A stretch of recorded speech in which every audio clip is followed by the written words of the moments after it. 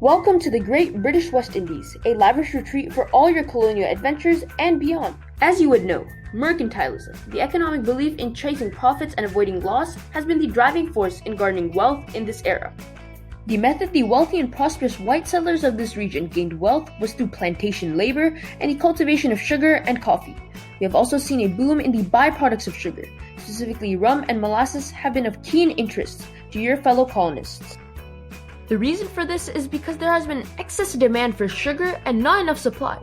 In fact, within 10 years of setting up plantations, nearly all of farmland was designated to sugarcane. One reason our colony uniquely pulls so many settlers who have become increasingly wealthy is because of the rising absenteeism. Once you set up a running farm, which will be an easy task in such a booming market, you will be able to move back to the homeland and gain money and continue your plantation operations through a plantation manager. Another great pull factor is the sheer amount of money you'll make. With thousands of tons of sugar exported every year, you can get a piece of that pie. You can also carry on the legacy of Sir William Stapleton, who is known as the creator of the first federation on behalf of the British West Indies, the founder of the region. He also had a hand in creating the General Assembly, a system where colonists would pass region-specific laws while supervised by Britain. From the mid-17th century to fuel basic settlements and plantation systems when they were first formed, slaves were imported in inhumane groups and 3.1 million were imported later on. This large scale was because the West Indies cultivated one of the most difficult crops, sugar, which is known as such because of the tedious steps involved. Your counterparts, or elite class women, have historically a less tangible role in society because of absenteeism and elite women.